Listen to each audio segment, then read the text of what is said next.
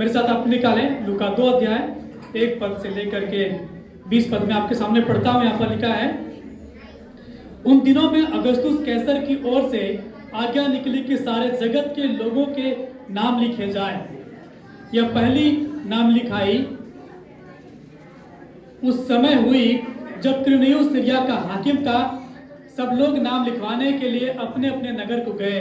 अतः यूसुफ भी, इसलिए कि वो दाऊद के घराने और वंश का था, गलील के नासरत नगर से यहूदिया में दाऊद के नगर बैतलहम को गया कि अपनी मंगेतर मरियम के साथ जो गर्भवती थी नाम लिखवाए।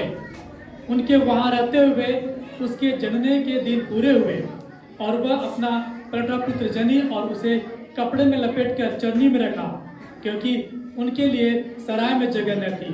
और उस देश में कितने गडरिये थे जो रात को मैदान में रहकर अपने झुंड का पहरा देते थे। और प्रभु का एक दूत उनके पास आ खड़ा हुआ और प्रभु का तेज उनके चारों ओर चमका और वे बहुत डर गए। तब स्वदूत ने उनसे कहा, मत डरो, क्योंकि देखो मैं तुम्हें बड़े आनंद का सुसमाचार सुनाता हूँ, जो सब लोगों के लिए होगा कि आज दाऊद के नगर में तुम्हारे लिए एक उद्धारकर्ता जन्मा है और यह मसीह प्रभु। और इसका तुम्हारे लिए यह पता है कि तुम एक बालक को कपड़े में लिपटा हुआ और चरनी में पड़ा पाओगे। तब एकाएक उस स्वदूत के साथ स्वदूतों का दल परमेश्वर की स्तुति करते हुए और यह कहते हुए दिखाई दिया, आकाश में परमेश्वर की महिमा और पृथ्वी पर उन मनुष्यों में जिनसे वह प्रसन्न है शांति हो। जब स्वदूत उनके पास से स्वर्ग को चले गए तो गडरियों ने आपस में कहा, आओ हम बैतलहम जाकर यह बात जो हुई है और जिसे प्रभु ने हमें बताया है देखें। और उन्होंने तुरंत जाकर मरियम और यूसुफ को और चरनी में उस बालक को पड़ा देखा। इन्हें देखकर उन्होंने वह बात जो इस बालक के विषय में उनसे कही थी प्रकट की। और सब सुनने वालों ने उन बातों से जो गडरियों ने उनसे कही आश्चर्य किया, परंतु मरियम ये सब बातें अपने मन में रखकर सोचती रही। और गडरिये जैसा उनसे कहा गया था वैसा ही सब सुनकर देखकर परमेश्वर की महिमा और स्तुति करते हुए लौट गए। आइए हम प्रार्थना करें। प्रभु, हम प्रार्थना करते हैं आज के दिन के लिए, जब एक बार फिर से हम आपके साथ संगति करते हैं और आपके लोगों के साथ आप हमारी सहायता करें, मदद करें आपके वचन को समझने के लिए, आत्मिक जीवन में बढ़ने के लिए। हम जानते हैं खुदा कि हम संसार के लोग हैं, संसार की बातें हमारे अंदर है। प्रभु, हम चाहते हैं कि हमें आत्मिक बातें दें ताकि आत्मिक बातों को समझ सकें। आत्मिक ज्ञान की हम चाहत करते हैं आपसे। प्रार्थना यीशु नाम से मांगते हैं, आमीन। अभी आपके सामने एक वचन पढ़ा गया और वचन बाइबल में से थी। और ये वचन जो आपके सामने पढ़ा गया, ये वही बातें हैं जिसे आपने देखा अपनी आंखों से और आनंद लिया। ये एक यीशु के बारे में जो आज से 2000 साल पहले इस संसार में आया, उसके बारे में। और यीशु के बारे में चाहे संसार में कोई भी व्यक्ति क्यों न हो, चाहे भी किसी भी जाति, किसी भी धर्म, किसी भी भाषा, किसी भी देश के कोने का क्यों न हो, सब लोग जानते हैं वो यीशु आज से 2000 साल पहले इस संसार में आया। और उसी के आने के खुशी को लोग मनाते हैं। संसार में हर कोई मनाता है, चाहे वो किसी भी जाति धर्म का हो, वो क्रिसमस को सेलिब्रेट करता है। लेकिन वास्तव में जो क्रिसमस है उसे हम और आप बहुत ही कम लोग हैं जो जानते हैं। हम क्रिसमस को क्या समझते हैं, जैसे अभी के सामने इस भवन को सजाया गया है क्रिसमस ट्री के माध्यम से, और जो लड़ियां लगाई गई हैं और कागज के फूल बनाए गए हैं, प्लास्टिक के फूल बनाए गए हैं ताकि हम देख करके आनंद मनाएं। यही क्रिसमस नहीं है। यीशु मसीह के इस संसार में आने का उद्देश्य मात्र यही नहीं था। उसका संसार में आने का उद्देश्य कुछ और था। आज के समय में विशेषकर दिसंबर, जो 24 दिसंबर है, 24 दिसंबर जो रात है, उसके बाद से 25 दिसंबर को एक बड़ा दिन होता है। और ये बड़ा दिन संसार में हर कोई सेलिब्रेट करता है। और वो यीशु मसीह के आने के बारे में है, और हम और आप बहुत कम लोग इस बात को जानते हैं। संसार बड़ा आनंद करता है 25 दिसंबर को, लेकिन जो आनंद वास्तव में है वो क्या है? यीशु मसीह का संसार में आना वो क्या है? यीशु संसार में क्यों आया और यीशु का संसार में जन्म क्यों हुआ? यानी यीशु का जन्म क्यों हुआ और संसार में क्यों आया? ये दो प्रश्न आपके हो सकते हैं, हमारे हो सकते हैं, संसार में हर एक व्यक्ति का हो सकता है, क्योंकि यीशु के जन्म के बारे में सारे लोग सेलिब्रेट करते, क्रिसमस मनाते हैं। लेकिन यीशु का जन्म क्यों हुआ, संसार में क्यों आया? ये दो प्रश्न यदि आप रखते हैं, ये दोनों प्रश्नों को दो बातों के माध्यम से मैं आपको समझाने का प्रयास करूंगा, और ये दोनों प्रश्न इस बात को साबित कर देंगे। ये दोनों प्रश्नों के जो उत्तर हैं इस बात को साबित करेंगे कि वास्तव में क्रिसमस क्या है, वास्तव में क्रिसमस क्या है, यीशु मसीह का जन्म क्यों हुआ और क्यों संसार में आया। ये दो प्रश्न का जो उत्तर है ये साबित करेगा कि वास्तव की जो क्रिसमस है वो क्या है, या संसार में यीशु मसीह के जन्म क्यों हुआ और वो संसार में क्यों आया। जो पहली बात है, यीशु हमें उद्धार देने के लिए आए। उद्धार यानी कि अनंत जीवन, यीशु मसीह हमें उद्धार देने के लिए आए। अब प्रश्न ये उठता है, हमें और आपको उद्धार की आवश्यकता क्यों है? हमें और आपको उद्धार की आवश्यकता क्यों है? हम संसार में काम करते हैं, पैसा कमाते हैं और आराम से जीवन जीते हैं, लेकिन उद्धार क्या है? उद्धार इस जीवन के बाद एक और जीवन है, इस जीवन के बाद एक और जीवन है, उस जीवन को देने के लिए। क्योंकि हम सभी जानते हैं कि संसार में पाप कार्य करता है और पाप करने वाला व्यक्ति कभी भी अनंत जीवन को प्राप्त नहीं कर सकता। एक पापी मनुष्य पवित्र स्थान में कभी भी रह नहीं सकता। जिस तरह से अंधियारा का मेल उजाले के साथ नहीं है, अभी लाइट ऑन करेंगे उजाला हो जाएगा, लाइट बंद करेंगे अंधेरा हो जाएगा। अंधियारे और उजाले का कभी भी मेल नहीं होता। उसी तरह पाप का और पवित्रता का कोई मेल नहीं। या तो आप पापी हैं या तो आप पवित्र हैं। आप ऐसा नहीं कह सकते कि मेरा जो बायां हाथ पापी है और दायां हाथ पवित्र है, ऐसा नहीं। परमेश्वर या तो पवित्र व्यक्ति को ग्रहण करेगा या तो पापी व्यक्ति को तिरस्कार करेगा, वो दोनों को नहीं रख सकता। तो संसार में जो स्वर्ग है, संसार जो मनुष्य है वो स्वर्ग में यदि जाना चाहते हैं तो उन्हें अपने पापों से पहले छुटकारा प्राप्त करना होगा। और छुटकारा प्राप्त करने के लिए हम तमाम प्रयास करते हैं, अपने पापों से छुटकारा प्राप्त करने के लिए तमाम प्रयास करते हैं, लेकिन हम पाते नहीं। कई बार हम सोचते हैं कि छुटकारा की जरूरत हमें नहीं है, हमने कोई पाप नहीं किया है। पाप के बारे में यदि मैं बात करूं तो वो एक छिपे हुए खतरे के समान है। छिपा हुआ खतरा, हम कई बार अपने छिपे हुए खतरे को नहीं पहचानते। मैं बताऊं, हमारे जीवन में एक छिपा हुआ खतरा है जो हमें कभी भी स्वर्ग में प्रवेश करने नहीं देता, और वो है पाप का। एक उदाहरण मैं देना चाहता हूं आपके सामने। अंटार्कटिक एक जगह ध्रुव है, वहां बर्फीली जगह है, और उस बर्फीली जगह में एक सफेद प्रकार के भालू पाए जाते हैं। और वहां के जो लोग हैं, वहां के जो एस्किमो जाति है, उस भालू का शिकार करती है। उस शिकार करने के एक तरीके अपनाते हैं, वो बड़ा ही अद्भुत तरीका है।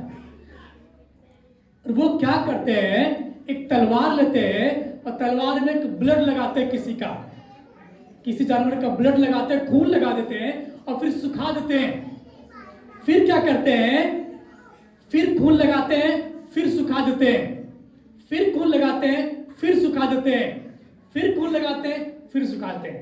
ऐसा करते करते तलवार की जो धार है उस पर खून का एक मोटा थक्का जम जाता है और भालू को नजर नहीं आता। और क्या करते हैं, तलवार को बर्फ में छिपा देते हैं, बर्फीले जो जगह है वहां छिपा देते हैं। भालू आता है, तलवार देखता है, तलवार नजर नहीं आता, उसे खून नजर आता है और वो चाटने लगता है, खून को चाटता है। जैसे जैसे वो खून चाटता है वैसे वैसे तलवार की धार दिखाई देती है, लेकिन उसे खून में इतना स्वाद आता है, इतना आनंद आता है, तलवार की धार उसे पता नहीं चलती। कुछ देर बाद क्या होता है, उसकी जीभ कट जाती है और उसके जीभ से ब्लड निकलता है। और ऐसे करते करते वो भालू छटपटा करके कुछ घंटों में दम तोड़ता है। फिर अस्मिको जाति जो आती है वो क्या करती है, उन्हें लेके आते हैं और खा करके सही करते हैं। मेरा जो कहने के मतलब है, छिपा हुआ खतरा, भालू ने उस तलवार में छिपे हुए खतरे को नहीं पहचाना, उसे खून में बड़ा मजा आ रहा था। इसी तरह हम भी मनुष्य हैं, हम संसार में बड़े ही आनंद करते हैं, लेकिन एक खतरा छिपा हुआ होता है हर आनंद के पीछे, उसे हम नहीं पहचानते। उसी खतरे को, जो पाप के खतरा है अनंत जीवन को दूर करने का, उसी को दूर करने के लिए प्रभु यीशु मसीह इस संसार में आए। यीशु मसीह का जन्म इसीलिए हुआ ताकि मनुष्य उस खतरे से बच सके। पाप की जो मृत्यु है उसे कोई भी नहीं बचा सकता। हम मनुष्य अपने प्रयासों से अपने पाप को दूर नहीं कर सकते, क्योंकि वो पाप हमारी आत्मा के द्वारा कार्य करता है, हमारे शरीर के द्वारा कार्य करता है। और हमारे शरीर के अंदर जो प्राण है वो परमेश्वर का दिया हुआ है। तो परमेश्वर का जो दिया हुआ प्राण है उसे बचाने के लिए परमेश्वर ने स्वयं इकलौते पुत्र प्रभु यीशु मसीह को संसार में भेजा, ताकि वो क्या करे, हमें और आपको बचाए। ये जो हमारा शरीर है ये मिट्टी से बना है और ये मिट्टी में मिल जाएगा, लेकिन जो प्राण हमारे शरीर में फूंका गया है वो परमेश्वर ने दिया है। अब वो अनंत काल तक जीवित रहेगा, उसे कोई भी नष्ट नहीं कर सकता। इसीलिए परमेश्वर ने अपने इकलौते पुत्र को संसार में भेजा ताकि वो क्या है, मनुष्य बचाया जाए। हम जब पाप करते हैं तो हम परमेश्वर की संगति से दूर रहते हैं, हम कभी भी परमेश्वर के साथ संगति नहीं कर पाते। तो परमेश्वर ने अपने पुत्र को इस संसार में भेजा, और जब भेजा तो अभी आपने देखा एक दूत बना हुआ था, सामने आया, मरियम को संदेश दिया, यूसुफ को संदेश दिया, हे मरियम तू भयभीत न हो, तेरे गर्भ में जो है वो पवित्र की ओर से है और वो एक उद्धारकर्ता होगा। दूत ने पहले बताया, और ये जो घटना आपके सामने दिखाई गई ये सच्चाई है, ये मनगढ़ंत कहानी नहीं है। यरूशलेम यही पास में है, अभी वहां पर युद्ध चल रहे हैं, सब लोग न्यूज में देख रहे हैं। यरूशलेम में, यरूशलेम या संसार में है, ये कोई मनगढ़ंत कहानी नहीं है, ये सच्चाई है। परमेश्वर ने अपने इकलौते पुत्र को संसार में भेजा ताकि वो हमें और आपको उद्धार दे, जीवन दे। हर एक व्यक्ति विश्वास करने वाले उसमें क्या पाते हैं, जीवन पाते हैं। प्रभु यीशु मसीह का जन्म इसलिए हुआ ताकि वो हमें उद्धार दे सके, संसार में इसलिए आया। दूसरी बात, यीशु हमें जीवन देने के लिए आया, यीशु हमें जीवन देने के लिए आया। ये जो जीवन संसार में हमारे पास है यही जीवन नहीं है, इसके बाद भी एक जीवन है जो अनंत काल का है। संसार का जीवन 60 साल, 70 साल और 80 साल हो सकता है, हो सकता है 120 वर्ष हो, लेकिन इसके बाद जो जीवन है वो अनंत काल का है। और उसी जीवन की सुरक्षा के लिए यीशु मसीह संसार में आए।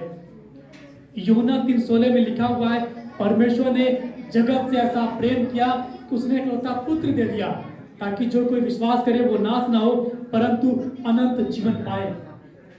ये जो अनंत जीवन है इसके लिए हमें कुछ भी करने की आवश्यकता नहीं है, इसके लिए हमें कुछ भी पैसे खर्च करने की आवश्यकता नहीं है।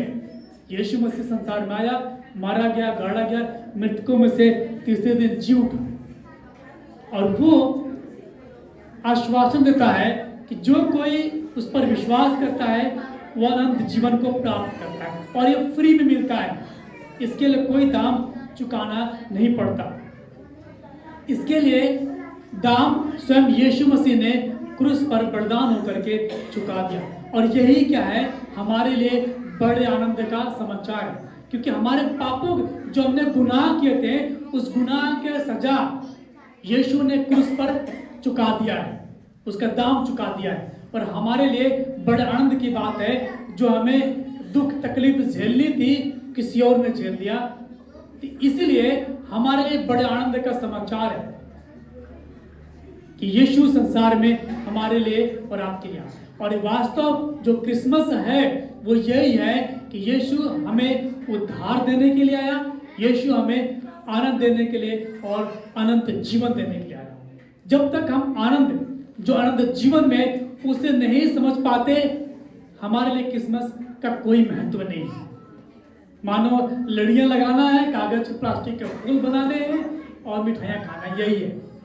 वास्तव में ये नहीं है। यीशु हमें जीवन देने के लिए आया, यीशु हमें उद्धार देने के लिए आया। और ये सब कुछ संभव है जब हम यीशु पर विश्वास कर लेते हैं। और ये विश्वास संसार में हर एक कोई करता है, और हर किसी के लिए यीशु संसार में आए। यीशु मसीह कहते हैं, हे सब थके बोझ दबे हुए लोगों, मेरे पास आओ, मैं तुम्हें विश्राम दूंगा। यीशु में सच्ची शांति, वो शांति के राजकुमार हैं। वो हमसे और आपसे कुछ भी नहीं चाहते। वो चाहते हैं हम उस पर विश्वास करें और उनके जीवन को प्राप्त करें। बाइबल बताती, यदि हम अपने पापों को मान ले तो हमारे पापों को क्षमा करने में विश्वास योग्य और धर्मी है। हमें कुछ भी करने की आवश्यकता नहीं है, बस हमें अपने पापों को मानना है, हमारे पापों को क्षमा करना है, क्योंकि वो सक्षम है। उस संसार में आया। तो प्रियो, हम अपने छिपे हुए खतरे को पहचाने। यीशु में आश्वासन है, यदि आपने छिपे हुए खतरे को पहचान लिया है, यीशु है उस खतरे से निकालने के लिए, वो संसार में इसीलिए आया। आइए हम प्रार्थना हो जाए। धन्यवाद खुदावन कि आपने संसार में हमारे लिए आए, आपने उद्धार देने के लिए और अनंत जीवन देने के लिए। हर एक को प्रभु हम चाहते हैं आप बात करें, हर एक को अपने अनुग्रह में रखें, बड़ी शांति प्रदान करें। एक बार फिर से प्रभु हम प्रार्थना करते हैं, यहाँ पर बैठे हर एक लोगों के लिए, उनके परिवारों के लिए आपकी बड़ी कृपा चाहते हैं। ये क्रिसमस उनके लिए बड़ी आशीष का कारण बनने पाए। यदि हम में से कोई नौकरी की तलाश में है, प्रभु अपना अनुग्रह करे। यदि हम में से कोई जरूरतमंद है, प्रभु अपना अनुग्रह करें। यदि हम में से कोई बीमार है, प्रभु अपना अनुग्रह करें। जानते हैं खुदावन कि आपने हमें उद्धार दिया है, बाकियों को भी आप उद्धार दे। खुदावन आपने हमें जीवन दिया है, बाकियों को भी जीवन दे, और वो जीवन जो इस जीवन के बाद है। धन्यवाद प्रभु कि आपने मेरी प्रार्थना को सुना है। प्रार्थना भर करता प्रभु यीशु के नाम से मांगते हैं, आमीन।